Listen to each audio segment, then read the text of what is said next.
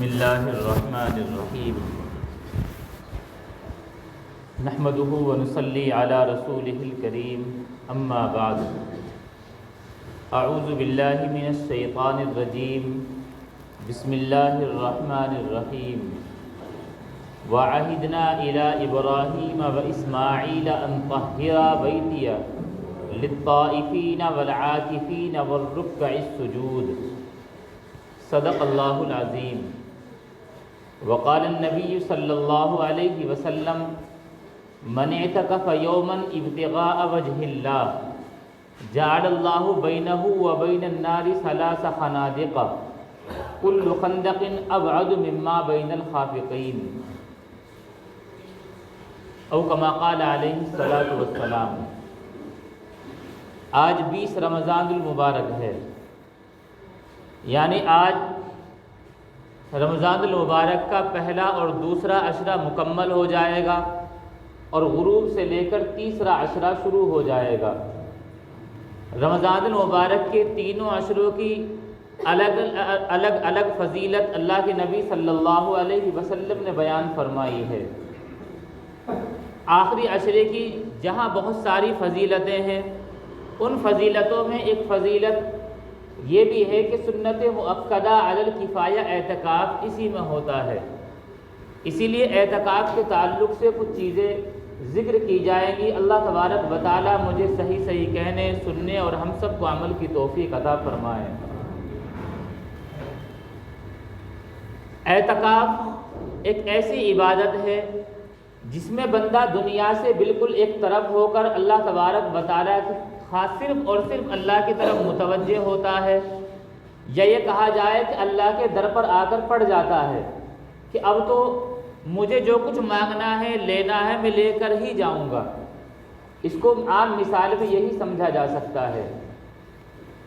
اعتکاف 3 طریقے کا ہوتا ہے، ایک نفلی اعتکاف ہے، ایک واجبی اعتکاف ہے، ایک اعتکاف سنت مؤکدہ علی الکفایہ۔ نفلی اعتکاف تو وہ ہے کہ جب بھی کوئی مسلمان مسجد میں داخل ہو، جتنی دیر بھی وہ مسجد میں رہے گا وہ اعتکاف کی نیت کر لے، تو یہ نفلی اعتکاف ہوگا۔ نفلی اعتکاف کے لیے نہ روزے کی شرط ہے، نہ ہی اس کے لیے کسی وقت کی تعین ہے کہ اتنا وقت رہنا پڑے گا۔ اگر آدمی 10 منٹ کے لیے بھی مسجد میں آیا اور یہ نیت کر لی کہ میں نفلی اعتکاف کرتا ہوں، تو اس کا اتنی دیر مسجد میں رہنا، اس پر اس کو اعتکاف کا ثواب ملے گا۔ یہ نفلی اعتکاف ہے۔ اسی وجہ سے علماء نے لکھا ہے کہ جب تم مسجد میں جاؤ تو مسجد میں داخل ہونے سے پہلے یہ دعا پڑھو، بسم اللہ دخلت ونویت سنت الاعتکاف، کہ میں اللہ کا نام لے کر مسجد میں داخل ہوتا ہوں اور نفلی اعتکاف کی نیت کرتا ہوں۔ یہ جتنی دیر مسجد میں رہے گا، اس کو جو عبادتیں کرے گا ان کا ثواب الگ ملے گا، نفلی اعتکاف کا ثواب الگ ملے گا۔ یہ تو نفلی اعتکاف ہے۔ واجبی اعتکاف یہ ہے کہ انسان اللہ تبارک و تعالیٰ سے کچھ چیزوں کی جیسے منتیں مانتا ہے کہ یا اللہ میرا یہ کام ہو جائے، پھر اس پر اللہ تبارک و تعالیٰ کی کسی عبادت کی شرط لگا دے کہ اگر میرا یہ کام ہو گیا تو میں یہ عبادت کروں گا۔ مثال کے طور پہ بعض حضرات اس طرح نیت کرتے ہیں اگر میرا یہ کام ہو گیا تو میں اللہ کی رضا کے لیے قرآن شریف پورا کروں گا۔ یہ بھی درست ہے، قرآن شریف پڑھنا عبادت۔ کوئی اس طرح منت مان لے کہ اگر میرا یہ کام ہو گیا تو میں اللہ تبارک و تعالیٰ کی رضا کے لیے 3 روزے 5 روزے یا کچھ روزے رکھوں گا، یہ منت بھی درست ہے چونکہ روزہ عبادت۔ اگر کوئی اعتکاف کی نیت کر لے کہ اگر میرا یہ کام ہو گیا میں اللہ تبارک و تعالیٰ کی رضا کے لیے اعتکاف کروں گا، کم سے کم یہ 1 دن کا ہوگا، زیادہ جتنے بھی یہ کہہ دے اتنا ہوگا، یہ اگر اس کا یہ کام ہو جائے تو اس کے اوپر یہ اعتکاف کرنا واجب ہو جاتا ہے۔ یہ نظر اور منت کا اعتکاف ہے۔ ایک اعتکاف ہے سنت مؤکدہ، سنت مؤکدہ علی الکفایہ، جو کہ رمضان المبارک کے آخری عشرے میں ہوتا ہے۔ اگر آدمی پورے مہینے کا یا آخری 2 عشروں کا کرنا چاہے تو بھی کر سکتا ہے، اصل وہ سنت مؤکدہ علی الکفایہ آخری عشرے کا ہے۔ اس کا حکم یہ ہے کہ پوری بستی سے اگر یہ سب پر کرنا، سب کے ذمے کرنا ضروری ہوتا ہے، سنت ہوتا ہے، اگر ایک آدمی بھی یہ اعتکاف کر لے تو سب کی طرف سے سنت ادا ہو جاتی ہے، کوئی ایک بھی اعتکاف نہ کرے تو پوری بستی والے گنہگار ہوتے ہیں۔ یہ سنت مؤکدہ علی الکفایہ ہے۔ یہ دو اعتکاف، اعتکاف واجب اور اعتکاف سنت مؤکدہ علی الکفایہ، ان کے لیے ایک خاص شرط یہ ہے، کئی شرطیں ہیں۔ پہلا یہ ہے کہ اعتکاف کرنے والا مسلمان ہو، دوسرا یہ ہے کہ اعتکاف کرنے والا عاقل ہو، سمجھدار ہو، ناسمجھ آدمی نہیں بیٹھے گا، بالغ ہو، بچے کا اعتکاف اس کا اعتبار نہیں۔ چوتھی شرط یہ ہے کہ اعتکاف میں بیٹھنے والا یہ روزہ بھی رکھے گا، چاہے واجبی اعتکاف کرے، یہ سنت مؤکدہ علی الکفایہ اعتکاف کرے، اس کے ذمے روزہ رکھنا ضروری ہے، بغیر روزے کے اس کا اعتکاف درست نہیں۔ اور دیگر شرطیں بھی ہیں، باقی نفل اعتکاف کے لیے کوئی شرط نہیں۔ جہاں تک یہ تو چند شرائط تھی۔ اعتکاف ایسی عبادت ہے، اللہ کے نبی صلی اللہ علیہ وسلم نے جب سے اعتکاف کا حکم آیا تھا کبھی اعتکاف نہیں چھوڑا۔ روایتوں میں ہے کان النبی صلی اللہ علیہ وسلم یعتکف العشر الاخرہ من رمضان، کہ اللہ کے نبی صلی اللہ علیہ وسلم رمضان کے آخری عشرے کا اعتکاف فرمایا کرتے تھے۔ تو گویا کہ یہ وہ عبادت ہے جسے اللہ کے نبی صلی اللہ علیہ وسلم نے مستقل اور پابندی سے کیا ہے۔ ایک روایت ہے اللہ کے نبی صلی اللہ علیہ وسلم ہر سال رمضان المبارک میں 10 دنوں کا اعتکاف فرمایا کرتے تھے۔ فلما کان العام قبض فیہ اعتکف 20 یوما من رمضان، کہ جس سال اللہ کے نبی صلی اللہ علیہ وسلم کا وصال ہوا تو آپ نے اس سال 20 دنوں کا اعتکاف فرمایا۔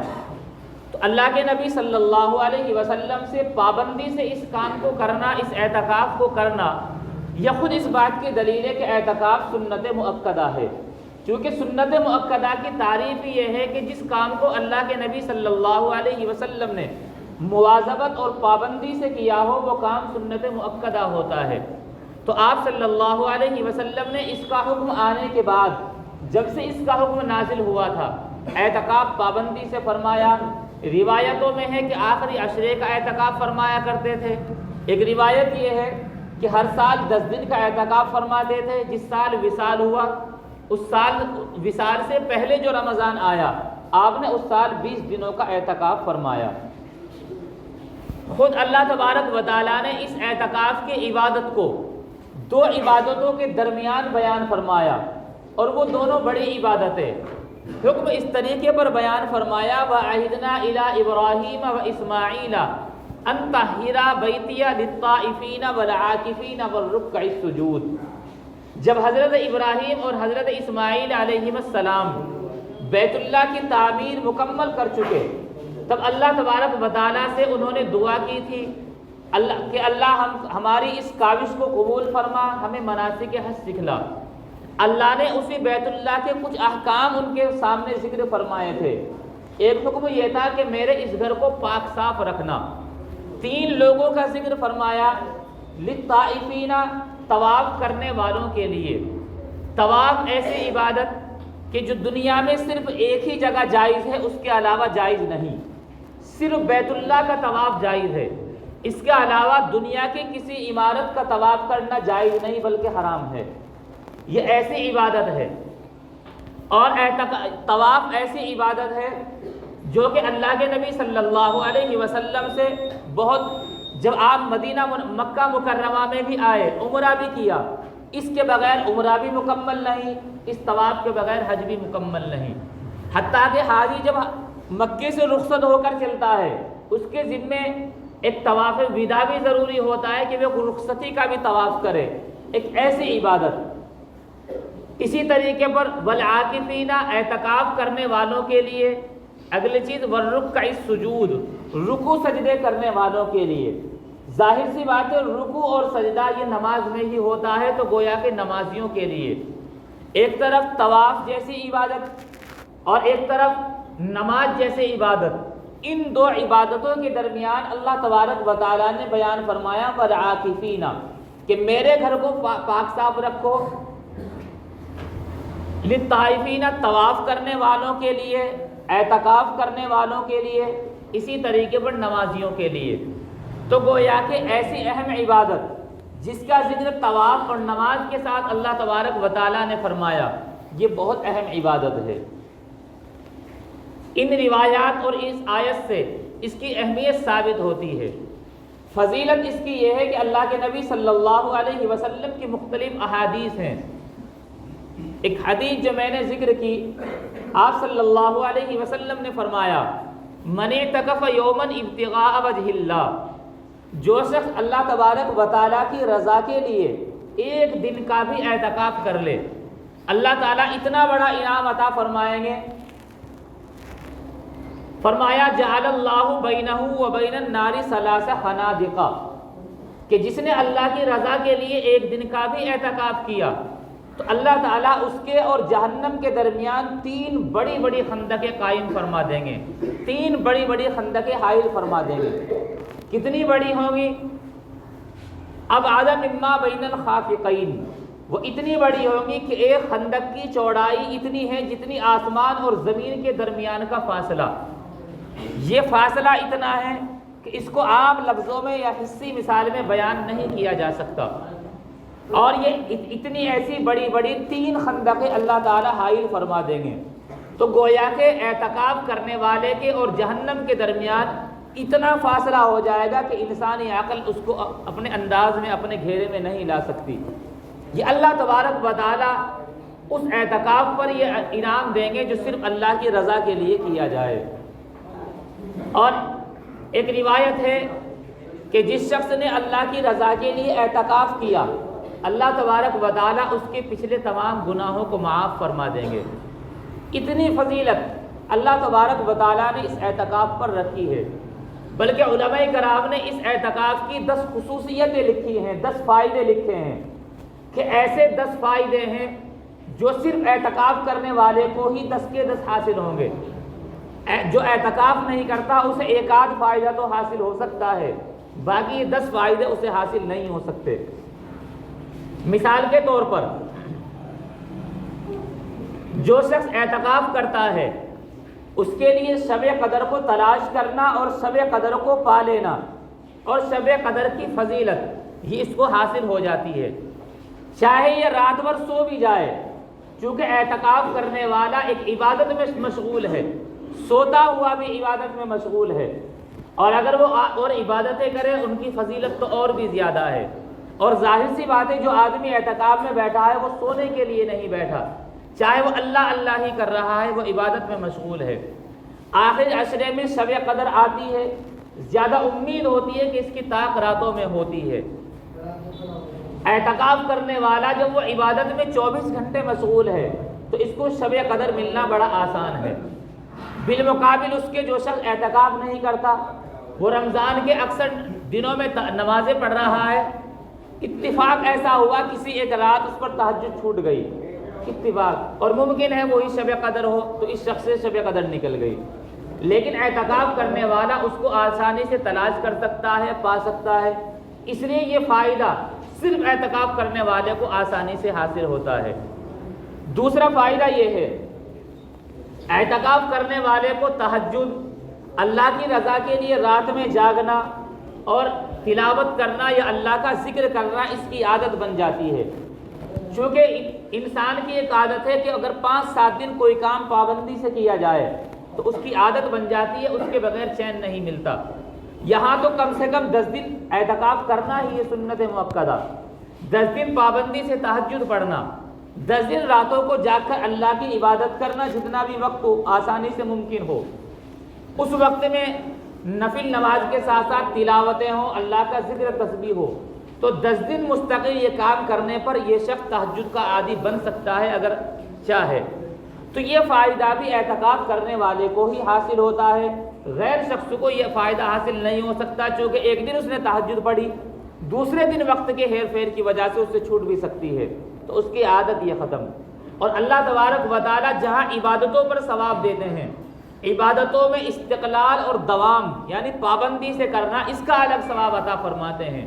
یہ اعتکاف کرنے والے کو دونوں ثواب اور فضیلتیں حاصل ہوتی ہیں۔ تیسری فضیلت اسے حاصل ہوتی ہے جو کہ بہت بڑی فضیلت ہے، وہ یہ ہے کہ اعتکاف کرنے والے کو مسجد سے انسیت پیدا ہوتی ہے۔ اس کا دل ہر وقت مسجد میں اٹکا رہتا ہے۔ اگر یہ باہر بھی نکلے تو ضرورت کے بقدر نکلے گا اور اس میں بھی کوشش رہتی ہے کہ جلدی سے مسجد میں داخل ہو جائے۔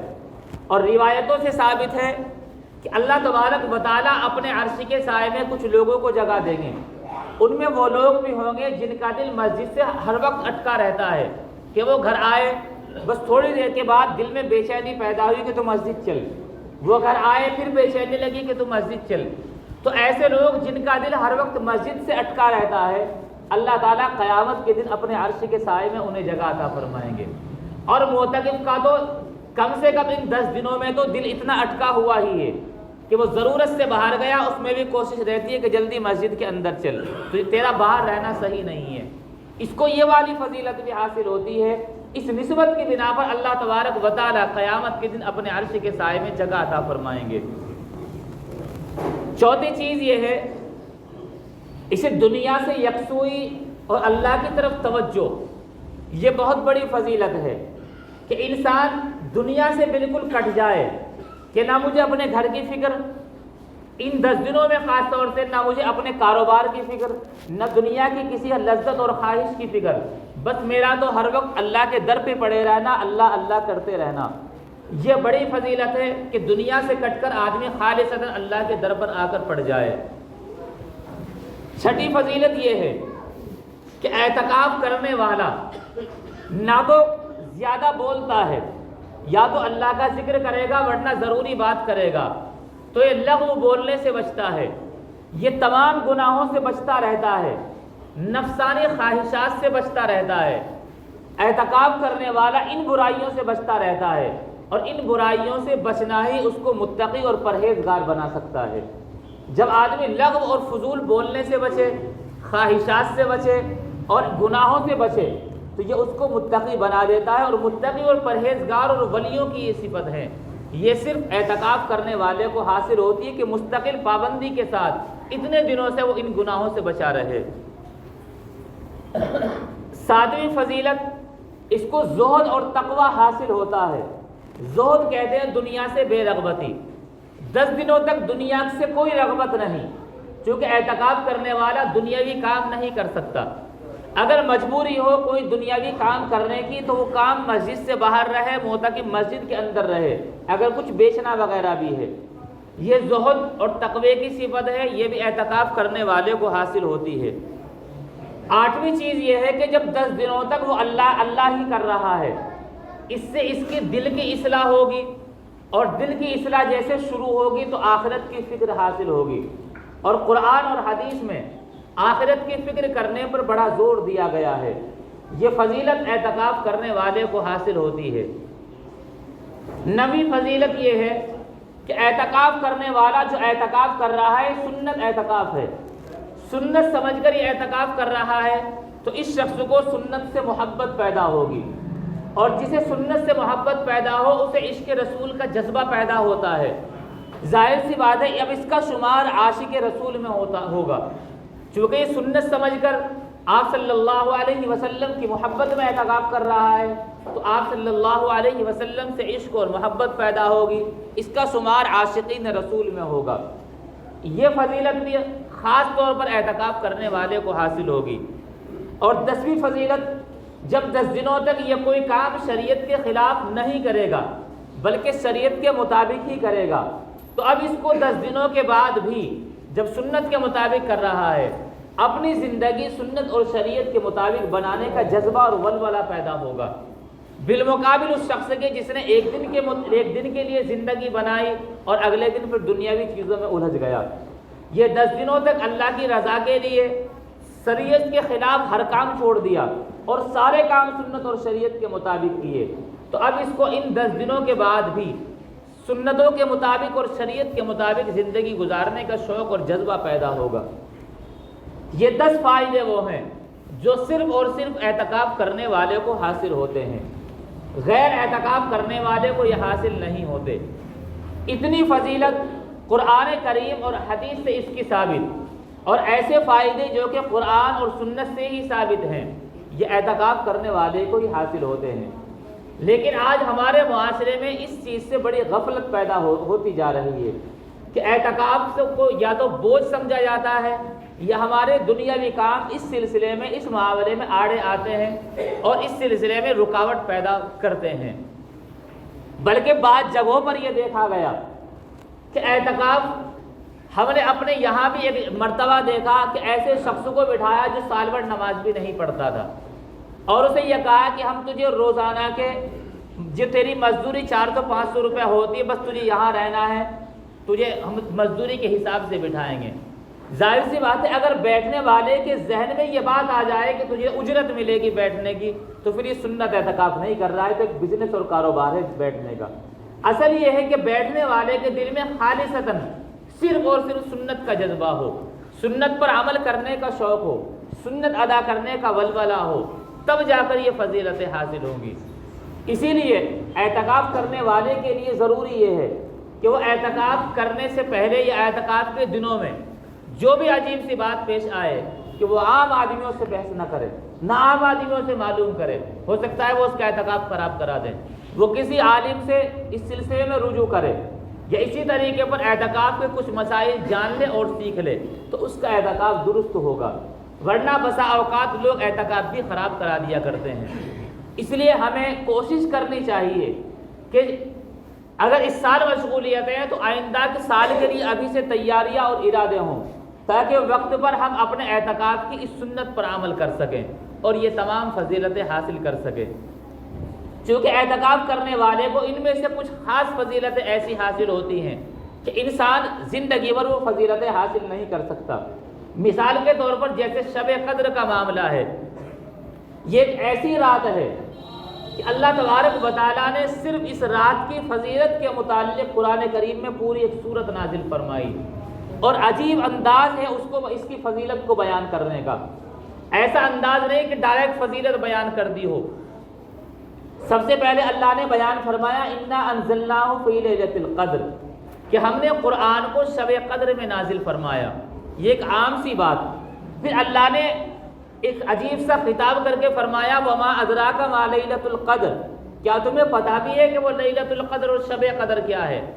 اب تاکہ پوری آپ صلی اللہ علیہ وسلم کے واسطے سے پوری امت کا ذہن اس طرف متوجہ ہو کہ شب قدر کے بارے میں اللہ تعالیٰ ہمیں متوجہ کر کے پوچھیں تمہیں پتہ بھی ہے کہ وہ کیسی رات ہے، تو ظاہر سی بات ہے اب پوری امت متوجہ ہوگی اللہ کا وہ حکم سننے کی طرف کہ وہ کیسی رات ہے۔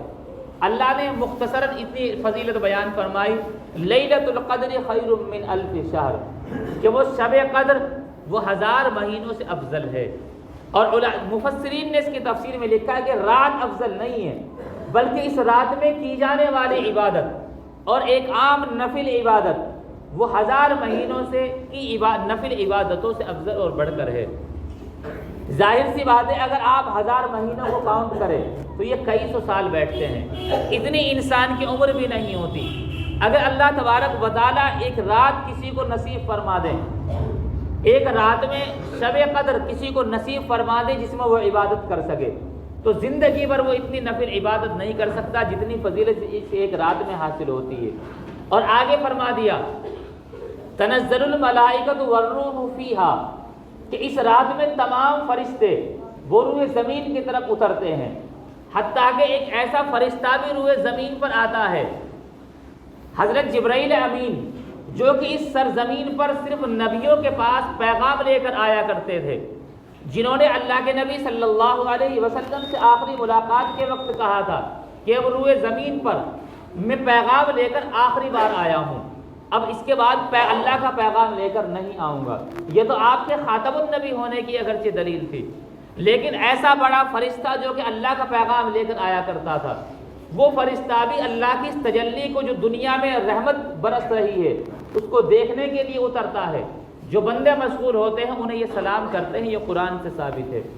اللہ تبارک و تعالی ہم سب کو شب قدر کی فضیلت نصیب فرمائے اور ہم سب کو سنت کے مطابق اعتکاف کی فضیلت اور اعتکاف کرنے کی توفیق عطا فرمائے۔ وآخر دعوانا ان الحمد للہ رب العالمین۔